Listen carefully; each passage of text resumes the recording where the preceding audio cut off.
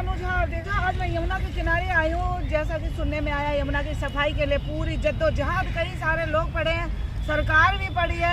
और मैं अभी आई तो यहाँ पर पुलिस प्रशासन भी बैठी हुई है। उसके बावजूद भी आप यहाँ देख रहे हैं कितना सारा पूजा का सामान फेंका। अभी मैं नीचे जाती हूँ, आपको दिखाती हूँ कहाँ तक पूजा का सामान था। तो मैं रास्ते में भी आ रही थी तो जो यमुना का पुल है उसके ऊपर में चढ़ के महिलाएं और पुरुष पूरे सामान फेंक रहे हैं ऊपर से, क्योंकि यहाँ पर कुछ बंदिशें लगी, पुलिस का पहरा लगा तो ऊपर से फेंक रहे हैं। तो ऐसे में कैसे माँ यमुना की सफाई हो सकती है? बाबा हरिदास जो दिन रात अकेले मेहनत किए जा रहे हैं, अकेला बंदा रोज आकर के यमुना की सफाई करके कहते हैं वो उस चिड़िया की तरह जो वो चिड़िया का बच्चा नदी में गिर गया तो वो मिल नहीं रहा। नदी बोली नहीं अब तो नहीं मिलेगा, वो बूंद बूंद करके निकालने लगा, जो मेरी बच्ची अब बच जाएगी, नदी को खाली करती हूँ।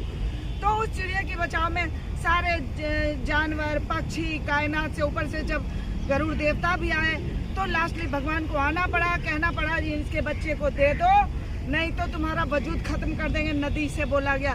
तब नदी ने हाथ जोड़ के प्रणाम करके उनके बच्चे को वापस किया, चिड़िया के बच्चे को।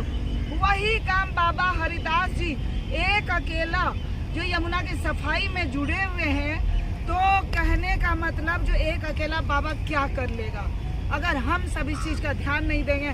सबसे ज्यादा मैं सरकार से इस बात की गुजारिश करूंगी कि जैसे कूड़े के ढेर के लिए उन्होंने अलग अलग सुविधाएं दी है कि लोग कूड़े के घर में डालें, ठीक है, या घर घर कूड़े वाला आता है लेके जाता है, एमसीडी वाला जैसे आपने लगाया, वैसे इस त्योहार के समय में जैसे ये दशहरा है, दीपावली है, या फिर इस समय में खासकर जाना चाहिए हर घर में जो भाई आप अपना पूजा का सामान इसमें रख दीजिए और सारा सामान को एक जगह जाके वहाँ पर जला दिया जाए या फिर मिट्टी में दफन कर दिया जाए। या गवर्नमेंट ऐसा कर सकती है, तभी यमुना सेफ भी रहेगा, साफ भी रहेगा।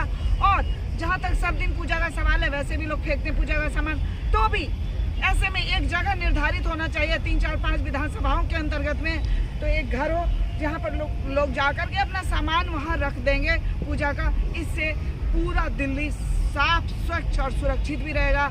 यूं ही ऐसे नहीं कूड़े के ढेर बने पड़ेंगे जो माता को आप 9 दिन उनके पूजा को फूल को एकदम ऐसे प्रणाम करते हैं, प्रसाद में पैर नहीं लगे, फूल नहीं लगे।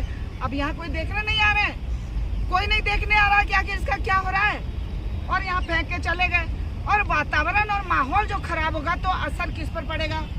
इसी पानी से आपको प्यूरिफाई होकर आपके घर तक जाती है। माँ यमुना को आप भगवान मान रहे हैं और माँ यमुना का कितना पुण्य है प्रताप ये आप नहीं जान सकते हैं, तो आप बाबा हरिदास से जरूर मिलिए, वो बताएंगे कि आखिर यमुना की क्या कृपा है, क्यों वो दिन रात मतलब लगे हुए हैं कि यमुना की सफाई में हो, सरकार के साथ और अपने आप में।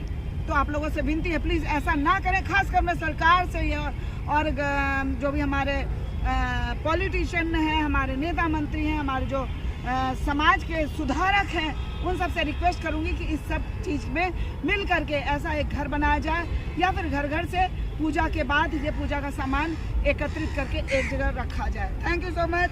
ग्राउंड जीरो से अनुजा।